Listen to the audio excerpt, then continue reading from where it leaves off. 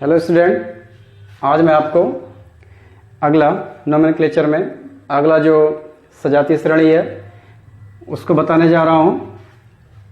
Alkene आपका हो गया था सेकेंड, हम आते हैं किस पे, एल्कीन पे। तो एल्कीन में सबसे पहले इसका जो सफिक्स होता है, ठीक है, वो क्या होता है, ईन। लास्ट में ईन जुड़ता है और इसकी जो पहचान है वो डबल बॉन्ड से होती है। कार्बन कार्बन के बीच अगर डबल बॉन्ड है तो क्या है, वो एल्कीन होगा। इसके अलावा इसका जो फार्मूला है, फार्मूला होता है CnH2n। इस फार्मूला से आप सूत्र बना सकते हैं। तो देखिए, इसका जो पहला मेंबर होगा वो क्या होगा कि अगर हमने n बराबर 1 रखा, ठीक है, तो आपको यहाँ पर क्या मिलेगा, CH2 मिलेगा। देखो, अगर n बराबर 1 रखते हैं तो CH2 मिलेगा ना आपका, कार्बन 1 2 एकम 2। लेकिन ये गलत है, बिकॉज पहला जो एलिमेंट है वो तो मेथेन है ना। मेथेन का सूत्र क्या है, CH4 है, हाइड्रोजन 4 है उसमें, इसलिए ये आपका पहला एलिमेंट इसका नहीं हो सकता है। तो यहाँ पर n के जगह पे आप क्या लोगे, 2। तो n के जगह पे जैसे आप 2 लोगे तो आपको क्या मिलेगा, C2H 2 2 जा 4, C2H4। इसका जब आप नाम लिखेंगे, कार्बन कितना है, नेम देखो कैसे लिखेंगे इसका, कार्बन 2 है, 2 के लिए H प्लस एल्कीन है, डबल बॉन्ड है इसमें, तो H प्लस इन क्या बनेगा, एथीन। नेक्स्ट, अगर N 3 है तो ये हो जाएगा C3H6 2 3 जा 6, प्रोप प्लस इन क्या हो जाएगा, ये प्रोपीन। थर्ड आते हैं हम एल्काइन सीरीज पे। इसकी पहचान होती है ट्रिपल बॉन्ड से। इसका जो सफिक्स होता है लास्ट में जो ऐड होता है वो क्या होता है, आइन, ठीक है, आइन।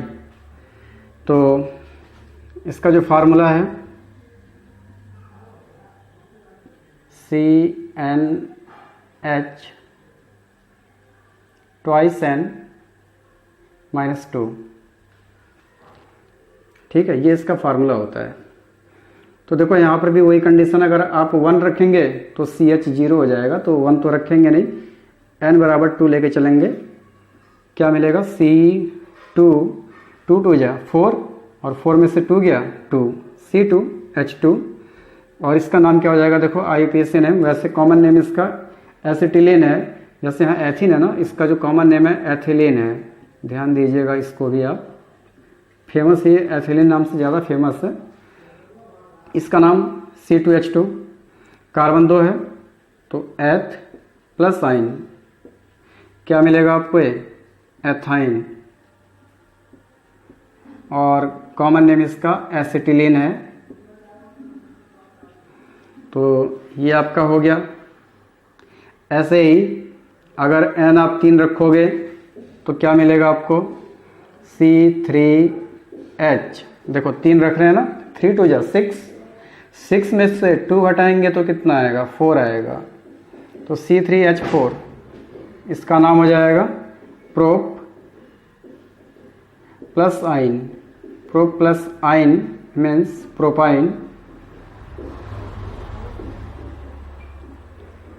तो इस तरीके से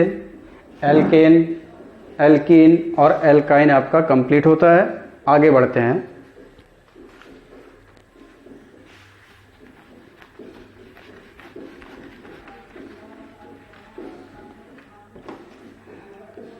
फोर्थ है, फोर्थ आप ले लीजिए क्या, हैलाइड।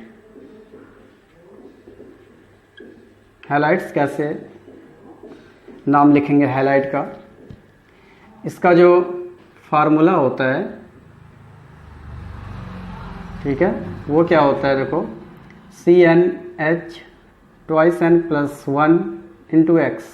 और X यहाँ पर क्या है, हैलोजन है आपका, क्लोरीन हो सकता है, ब्रोमीन हो सकता है या आई हो सकता है, आयोडीन हो सकता है। ठीक है, अब इसका नाम आप कैसे लिखेंगे? जैसे एन हमने एक लिखा अगर, तो हमें एक कंपाउंड मिलेगा क्या? सी एच, 2 एकम 2, 2 और 1 3, CH3।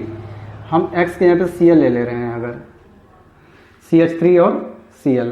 तो जब इसका नाम आप लिखते हैं तो यहाँ जो इसका सफिक्स होता है ना, हेलो आता है लास्ट में, क्या क्या जुड़ता है? स्टार्ट, बल्कि इसका सफिक्स नहीं, इसका प्रीफिक्स होता है। इसका मैं लिख दूँ प्रीफिक्स। इसका जो प्रीफिक्स होता है पहले जुड़ता है हेलो।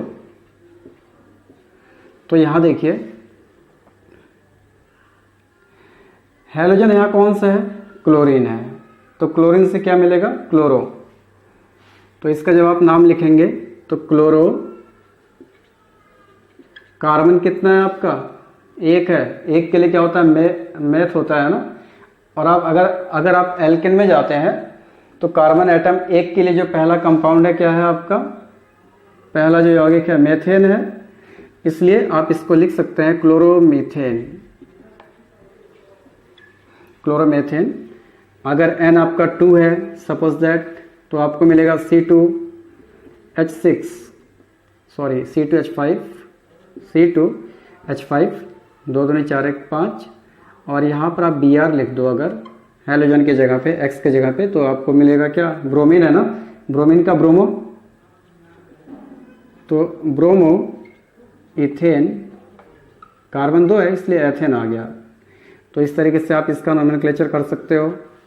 5 एल्कोहल ले लें अगर हम, एल्कोहल, ठीक है। तो एल्कोहल में क्या होता है देखो, इसका जो फार्मूला है वो क्या होता है? CnH2n+1 इसका दोनों होता है। देखो अगर प्रीफिक्स की बात करें तो इसका जो प्रीफिक्स होता है हाइड्रोक्सी होता है, और इसका जो सफिक्स होता है वो क्या होता है? ऑल। ठीक है। तो यहां पर देखो प्रीफिक्स और सफिक्स, प्रीफिक्स का यूज कहां पर होता है? अगर कहीं पर ऐसा हो कि दो या दो से अधिक क्रियात्मक समूह अगर आपका आ जाता है, ठीक है, माना 2 क्रियात्मक समूह आ गया, सपोज दैट आपका एल्कोहल भी आ गया और एल्डिहाइड आ गया, या एल्कोहल और कार्बोक्सिलिक एसिड आ गया, या एल्कोहल के साथ कीटोन आ गया, तो वहाँ पर जो है जो वरीयता में होता है उसका हम प्रीफिक्स लगाते हैं। ठीक है, वरीयता श्रेणी हम देखेंगे तो वहाँ पर हम प्रीफिक्स पहले यूज करते हैं, लास्ट में सफिक्स यूज करते हैं। तो वो तो हम बात की बात है, ठीक है, वो हम बाद में डिस्कस करेंगे इसके विषय में। फिलहाल ये दोनों याद रखेंगे आप इसको। अब देखिए हम एक कंपाउंड यहाँ लिख रहे हैं, N के जगह पे 1 लिखो तो CH3 आपको मिलेगा और OH मिला। कार्बन कितना है? 1 है। ठीक है, तो यहाँ पर जब आप नाम लिखेंगे, मैथ नहीं लिखेंगे, मेथेन लिखिए इसको पूरा, मेथेन प्लस ऑल। तो संधि विच्छेद जब इसका होगा मेथेनॉल, आप लोग इंग्लिश में नाम लिखिएगा बढ़िया रहेगा, मेथेनॉल, इस तरीके से। ऐसे ही अगर N आपका 2 होता है तो C2H5OH आपको मिलेगा, और इसका नाम लिखेंगे ethane plus all means ethanol, ethanol. ऐसे ही आपका प्रोपेनॉल हो जाएगा, ब्यूटेनॉल, हेक्सेनॉल, हेप्टेनॉल, ऑक्टेनॉल, इस तरीके से नाम इनका होता है। तो ये आपका एल्कोहल सीरीज आपकी हो गई। आते हैं आगे।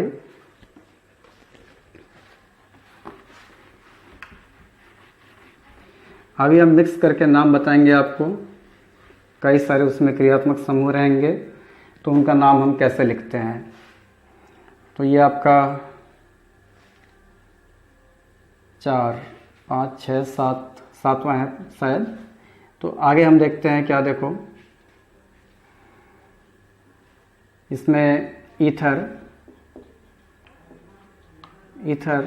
इसकी पहचान कैसे होती है? Single bond O, single bond O, single bond O, single bond, ठीक है।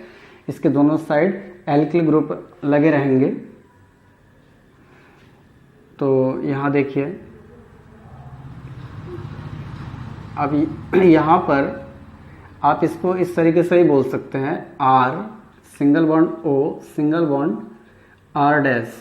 आर यहाँ पर क्या है? आर आपका एल्किल रेडिकल्स, एल्किल समूह कहते हैं इसको। अब कहोगे आपकी एल्किल रेडिकल्स क्या होता है? तो एल्किल रेडिकल क्या होता है? देखो, जब आप किसी भी एल्केन से एक हाइड्रोजन एटम को विस्थापित कर देते हैं, ठीक है, -H अगर हो गया तो आपको मिलेगा क्या? सिंगल बॉन्ड CH3 मिलेगा। ऐसे ही अगर C2H6 इथेन है, इथेन से एक -H करेंगे तो आपको मिलेगा सिंगल बॉन्ड C2H5। तो ये आपका होता है इसको कहते हैं मेथिल मूलक, मेथिल रेडिकल्स। ये होता है एथिल रेडिकल। इस तरीके से इनका नॉमेनक्लेचर होता है। तो ये आपके मैथिल और एथिल रेडिकल्स हैं, ठीक है। ऐसे आपका प्रोपिल भी हो सकता है। तो यहाँ पर ऑक्सी होता है, ऑक्सी, ठीक है। लास्ट में इसके क्या जुड़ता है? ऑक्सी।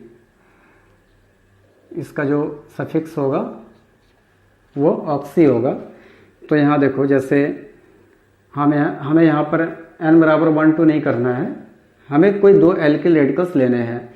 माना हमने दोनों एल्किल रेडिकल्स सेम ले लिए, CH3 single bond O, single bond CH3।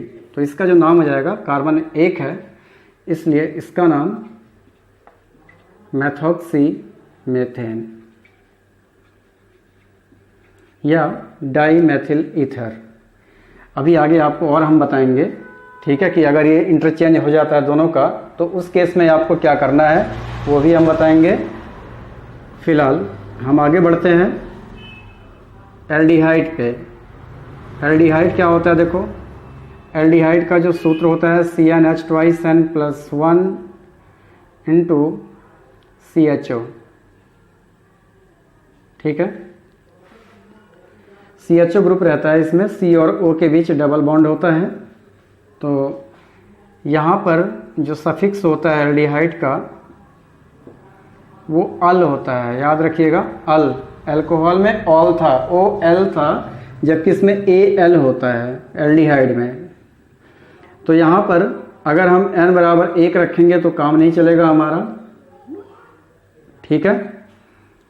इसका जो पहला एलिमेंट होता है एल्डिहाइड का वो क्या होता है? देखो, HCHO होता है, ठीक है, HCHO। HCHO जब आप लेके चलेंगे तो यहाँ पर इसका नाम लिखेंगे। तो इसका नाम लिखने के लिए हमें क्या करना पड़ेगा? देखो, कार्बन कितना है इसमें ध्यान रखिएगा कि एल्डिहाइड में इस कार्बन को काउंट किया जाता है। ये जो फंक्शनल ग्रुप है ना CHO, इसमें इस कार्बन को हम गिनते हैं। तो इसमें कार्बन 1 है, तो 1 के लिए क्या आता है? मेथेन प्लस अल। इसका सफिक्स क्या है? अल है। तो आपको मिल जाएगा मेथेनल, मेथेनल। ऐसे ही सेकंड जो कंपाउंड होता है आपका इसका CH3CHO। तो इसमें आप देख रहे हैं कार्बन 2 है, तो एथेन आएगा, ethane plus al, it means ethanal. तो ये चीज हो गई आपकी क्लियर। अब हम थोड़ा आगे बढ़े 9 पे। तो अब आते हैं आप कार्बोक्सिलिक एसिड पे।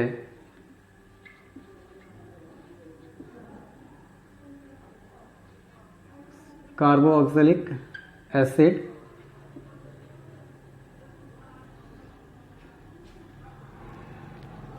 तो इसमें देखिए क्या है, इसकी पहचान किससे होती है? सिंगल बॉन्ड COOH से। ये इसकी पहचान का सूत्र है। जहाँ पर सिंगल बॉन्ड COOH होगा वो कार्बोक्सिलिक एसिड होगा।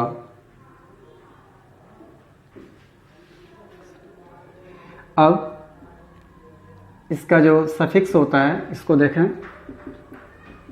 ओइक एसिड, ओइक एसिड होता है इसका जो सफिक्स है। अब हम यहाँ पर भी जो इसका पहला कंपाउंड है या पहला मेंबर है इस सीरीज का वो क्या होता है, HCOOH। इसका जब आप नाम लिखेंगे तो कार्बन कितना है आपका, एक है।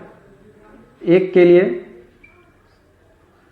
Methane plus oic acid, oic acid, तो मेथेन प्लस ओइक एसिड मिल करके बनाएगा मेथेनोइक एसिड, मेथेनोइक एसिड। ऐसे ही CH3COOH अगर हम करते हैं तो इसका जो नाम हो जाएगा एथेन, कार्बन 2 है तो ethane plus oic acid ethanoic acid, ये हो जाएगा एथेनोइक एसिड। ऐसे ही आपका लास्ट एक और है कीटोन, ठीक है। तो कीटोन की पहचान किससे होती है, देखो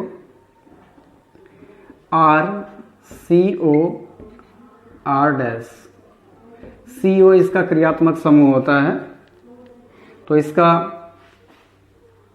जो सफिक्स है वो क्या है, ON, ONE। इसको वन मत पढ़िएगा, ओन पढ़ते हैं इसको। तो जैसे इसमें हम एक कंपाउंड लिख दें, देखो CH3CO सिंगल बॉन्ड CH3 पहला कंपाउंड है इसका कीटोन में। जो कीटोन सीरीज है उसका पहला कंपाउंड आपका यही है। तो यहाँ पर जब आप इसका नोमेनक्लेचर करते हैं तो नोमेनक्लेचर करते समय हम क्या करते हैं, काउंटिंग करते हैं इसमें, ठीक है, गिनती।